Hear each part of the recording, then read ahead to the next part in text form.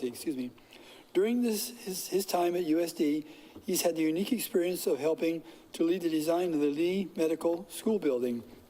He retired as an Associate Dean of Basic Biomedical Sciences at the end of 2020, and since then has been transitioning to an easy life of retirement.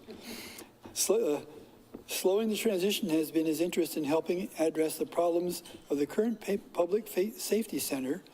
He has been working on this problem since the start in 2019, and is optimistic a favorable end will be achieved at the ballot box this November.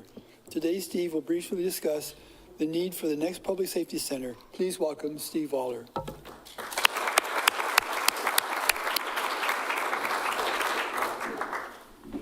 And in the spirit of being honest, the enthusiasm for the jail project I had in 2019 was because I was told it was a 6-month job. It has turned out to be a lot longer than that. What I'm going to do today is really not talk about why the project's important. You know the project is important. We've been here, Sheriff Howell and I have been here at least 3 or 4 times. We can't remember exactly how many times we've been here. We're going to talk about some of the dollars and cents for the project, something that's just barely starting out. It's now on Facebook. It'll be on our website pretty soon. And this is the first time I'm here representing the citizens for the new Public Safety Center. We are a ballot organization in the county. We do have our webpage set up, and we have a Facebook posting, which I encourage you to go to. Lots of great information on those sites. A frequently asked questions site that's getting longer and longer every day. So let's get down to some new information. What's the cost of the building? It's approximately $42.72 million. That's a big number to say. Of that let's call it $42.8 million, about $9.6 million will be assigned to the city of Vermillion. This will be the city's portion for the building that will house the police department and the shared resources of the 911 communication center, the evidence room, and various other shared locations.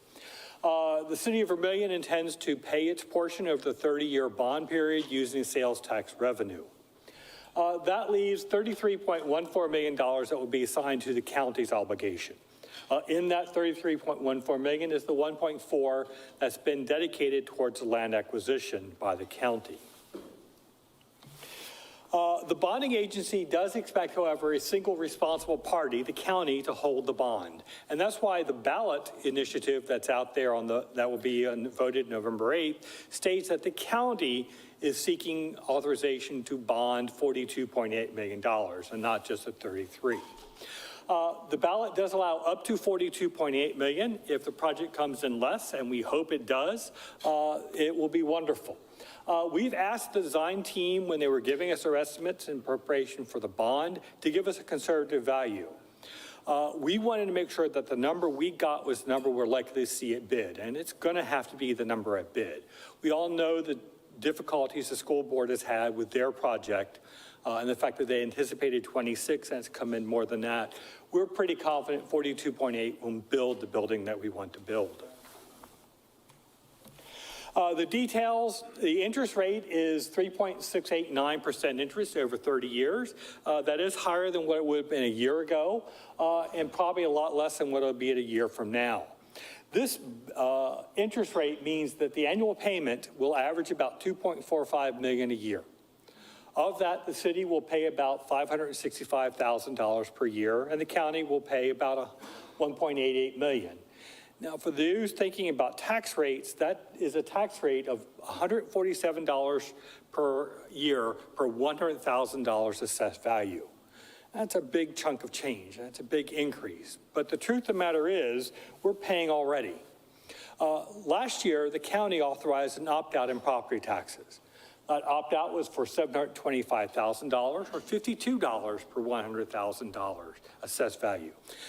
That opt-out last year covered the cost of housing inmates from the middle of 2021 through this current fiscal year.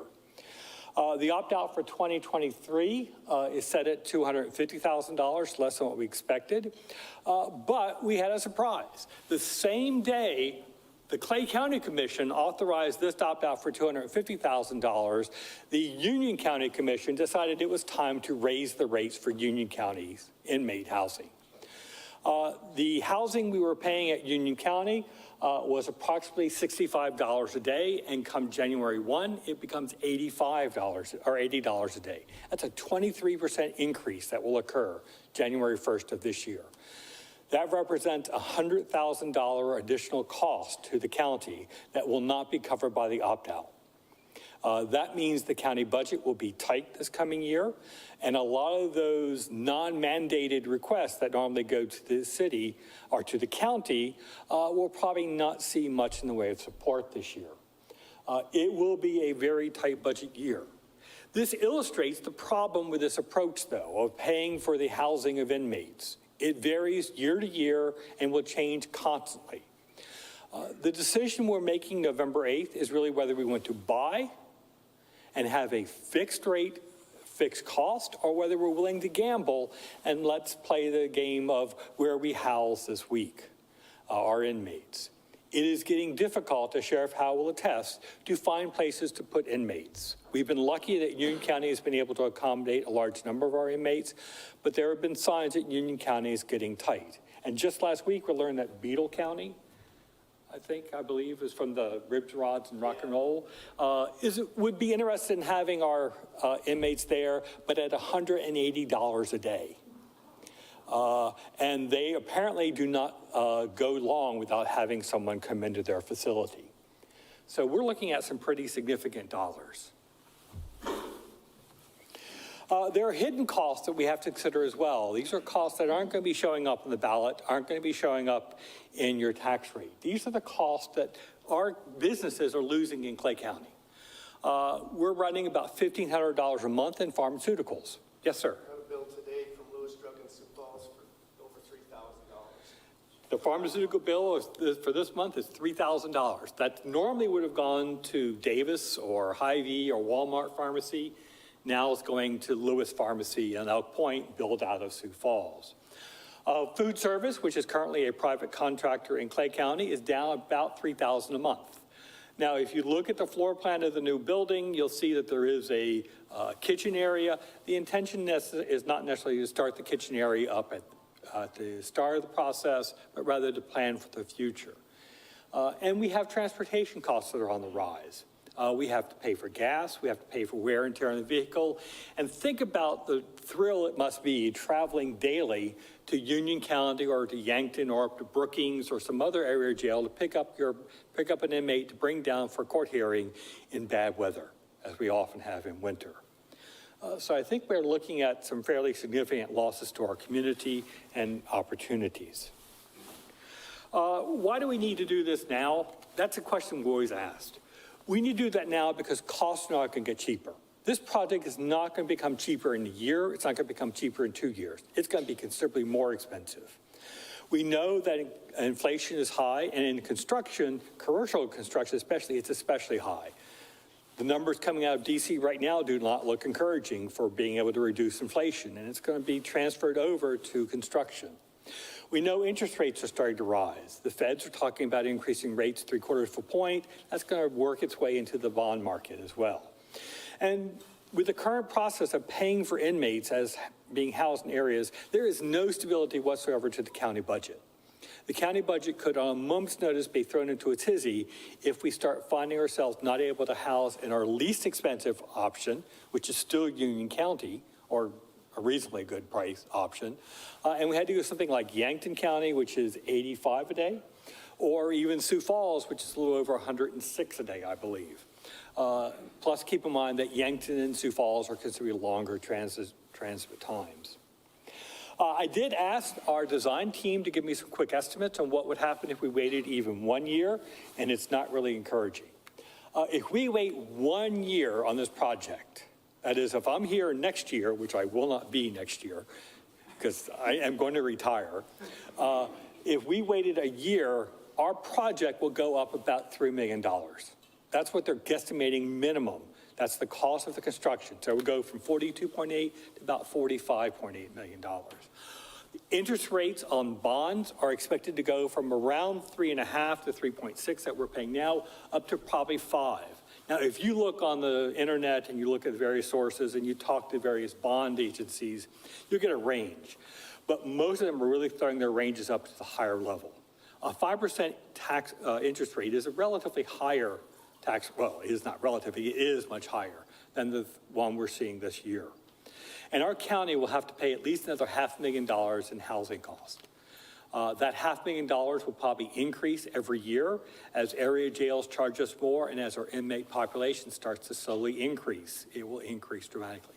Yes, ma'am. I know this probably isn't a time for a question, but I feel like I need to... Anytime, any question you've got is always a good time. So what's the percentage of our population that's jailed that has to go somewhere else?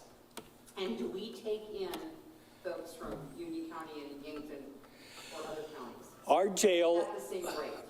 our jail only holds inmates for 72 hours or less.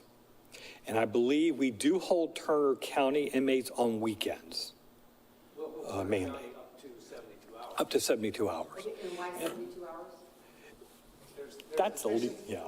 That's a legal issue. Walworth County got sued in federal court by their inmates for improper housing. The same conditions that existed at Walworth County existed here. The good news for Walworth County is the inmates sued just to close the jail, didn't ask for money. Our situation is clearly there. We have a bad jail. It's not capable of long-term housing. And if it were... So it's fair to say we don't have like a reciprocal thing going on in those other counties? Yeah, nobody really has that. If in the legislative self-study group that's looking at regional jails, they did a map of all jails and where they go, and there's errors going all over the place. Everybody's exchanging inmates with everyone else. About the only place that has a one-way map is Lincoln County going to Sioux Falls. Lincoln County apparently pays for 45 cells a day, period. If they have one inmate, they pay for 45 cells. Thank you. So we've got some frightening numbers here. It is one of those things where that stability of tax will never be real unless we actually pass the bond and move forward. So I do want to encourage you to think seriously about the bond, and we have some upcoming events if you have questions. Dr. Card will be particularly interested in our first promotion. This is the Public Safety Center Bond Forum, which is tomorrow night. 6:38. It'll be Facebook Live, it'll be on Channel 3, and of course it'll be available at City Hall itself. We hope that you can attend that. We do have our next update on Monday, September the 19th in the Kozak room at the library. That will be an expansion of this discussion about whether it's better to rent or to buy, kind of an approach to this discussion. It will, fingers crossed, be Zoomed. We tried to Zoom last meeting, it didn't work. This meeting I'm given by Dan Bernstein that he will be there to make sure the Zoom works, so we'll be able to Zoom that meeting. And I do want to encourage you to look at the Vermillion Police Department's open house on the 20th of this month, particularly for those interested. You actually can see the police department and the jail itself during tours of that day. You can actually see the condition of our facility. If you're not familiar with our facility, you've been into the main hallway. The main hallway is really a very dreadful place. It's even worse behind the walls at spots.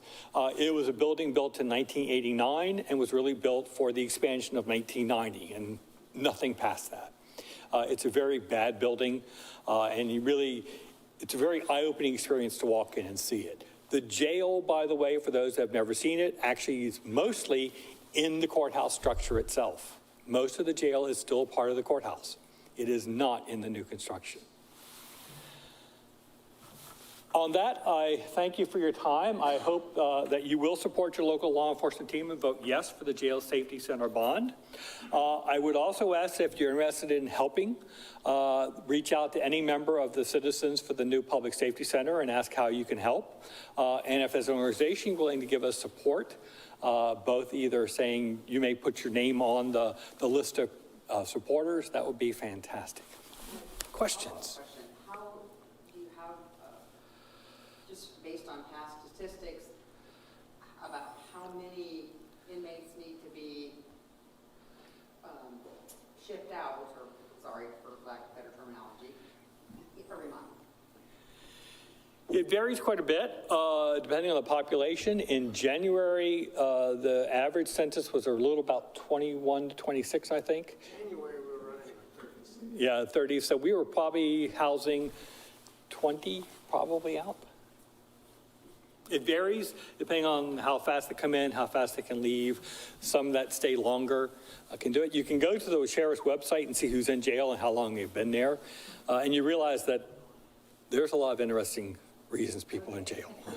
Often, our average daily population right now, this year to date, is just under 20. Of those, we house out of county in the neighborhood of 17. Because we generally have a few in-house, they'll stay for a couple of days. If people have not yet bonded out, we might hold them if we think they're going to bond out. If they're not bonding out, we move them out. So we're generally renting up to 17. Right now, I think we have about 14 houses out of county today. That number is increasing annually. Yes, sir. How many other counties in the state have outside house? I would say most of them do.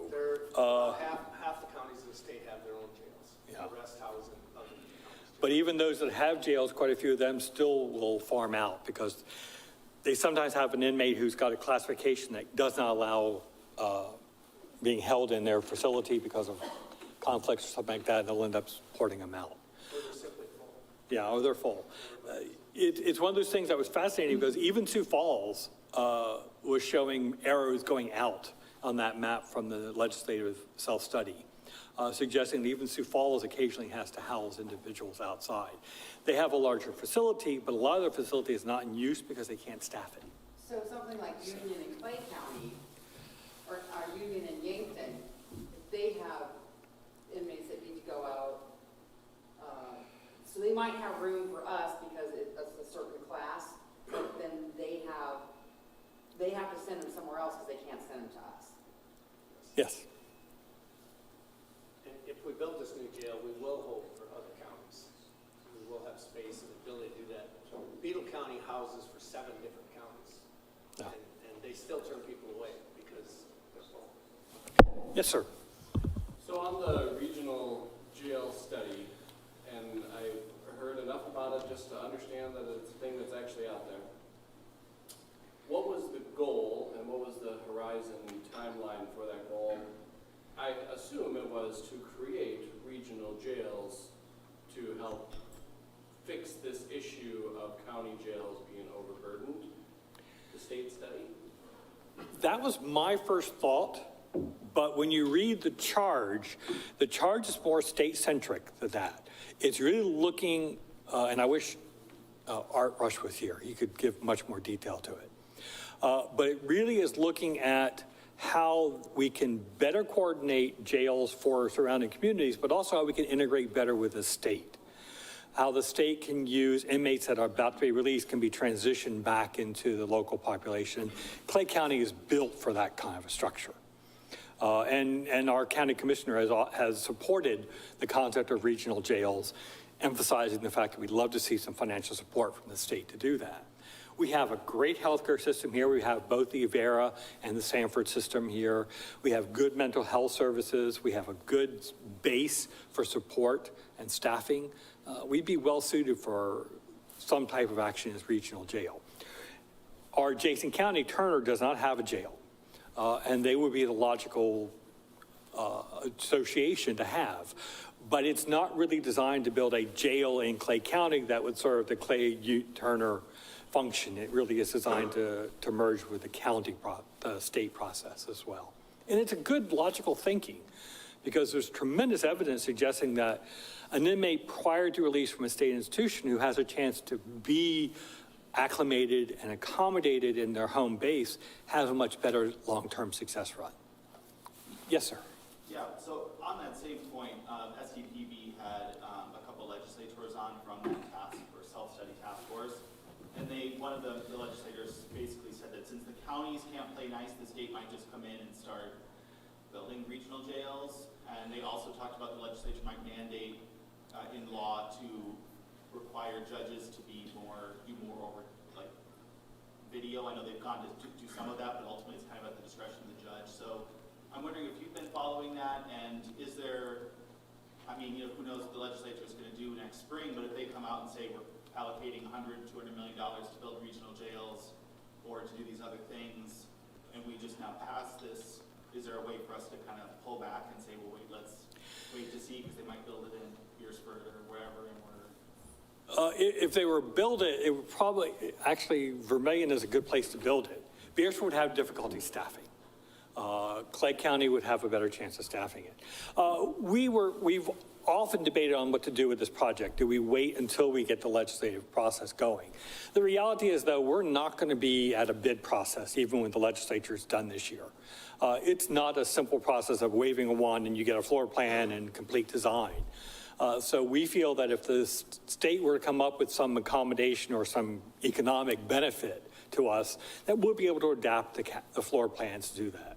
We've had some discussions with our representatives to the various contractors and everything like that, and they've given me assurances that that's possible to do. With respect to the state saying we're not playing fair or playing nice, I don't see that happening. Everybody plays really well together. I think the cooperation we have with the various counties is quite good. Everyone's willing to accept everyone else's. Dollars, though, do dictate some of those issues. I mean, that was a stunner to have a 23% increase occur in our cost of housing. But in a way, you can understand why Union County would do that. They have the same budget pressures we have. And here's a way of passing an income stream off to another county to some extent. I don't see anything that we're doing that won't interface with anything the state might come up with. I do not see the state putting up $100 million. The numbers that I heard at the various sessions that I listened to, they're talking about 12 to 20 million total for the state. When you start moving into the 100 million, that's more the prison side, not the jail side. So, yes, sir. And if I understood correctly, Sheriff Howe made a point that this facility could then become a little bit of a revenue stream by other counties housing in Vermillion. Absolutely. The jail is being sized at 44, but the construction is such that we will be able to reasonably small additional investment, take it up into capacity a little bit, maybe 50s, I think, at most. But the reality is, until we reach our occupancy level, there's no reason not to house other inmates. And we know Turner County would love to come down to us because they're close in proximity to us. Turner County is not going to need their own jail probably for several decades.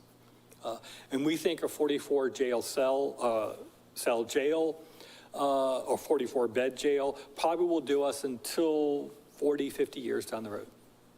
Now, keep in mind, jails are fully occupied at 85% occupancy, because that's when each additional inmate becomes a challenge to place based on classifications.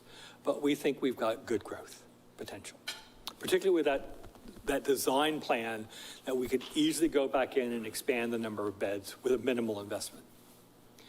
The hopes would be that additional revenue would either cover some additional expenses or be used to pay down the bond. So, yes, sir. There's been a lot of discussion here about the jail, but a little bit about what the deputies and the officers are dealing with as far as their working conditions. If you went to a regional center, you still got the issue of the conditions that the officers are working in that has to be dealt with. And that doesn't seem to be, I don't hear the urgency as much as far as the jail. I understand the jail situation. We need to do something about that. But it also seems that it's also equally important is we give these guys and gals a good working condition to work in. Absolutely correct. You're looking at not only the Sheriff's Department, the Vermillion Department, the 911 Communications Center, and the Emergency Management Center. Those are 4 operations in that little building. And as I said, it was a building built in '89 for 1990. It's cramped, it's crowded. Everybody's expanded in numbers. there's more police officers and more sheriff officers, and they're crammed in the same space. Half of the building is basically going to be the law enforcement center. And that's what's under the public safety concept. And it really, they're two separate structures for all intents and purposes. Although they have a common center wall, they're really going to be operated as separate entities. We've got to do something for the police department. We've got to do something for the sheriff's department. The 911 center needs expansion. There's no room to expand. And the public safety center has been fixed and fixed and fixed so much, there's nothing else you can do to make it better. There's not room in the 911 call center for another setup. In fact, it's my understanding from talking with them, they want more monitors. If you ever go to the 911 call center, it's fascinating. They're just surrounded by monitors. It's a geek's dream. But they'll tell you that they still have to stop and switch a monitor to a different image. And that's something they don't want to do in an emergency, but they don't have a choice. So we need that opportunity. When we started this task, Greg Huckabee and I were on the committee together. We toured a lot of jails, and we saw some pretty poorly designed safety centers. We saw one that was brand new. We loved the price, but you walk in, less than a year old, they had not moved their 911 call center in because they couldn't figure out where to put the technology. They had not built the tech room big enough. They already had wire mold on the walls, running new power and internet down. Very poorly designed building. They had one-way glass turned the wrong way. Inmates could watch the sheriffs, but the sheriff couldn't see the inmate. It was an interesting experience. That's right. I think you mentioned the local sales tax. Will you talk a little bit more about how this is going to be funded? I cannot tell you how the city is going to handle their side. I'm not part of the city process. I'm not part of the county process. I've become a groupie for the county commissioner meetings for some reason. I find them fascinating. But that's a weird thing to say in retirement too. But I don't know. I would defer over to if Rich has any sense of how that will go since he's on the city council.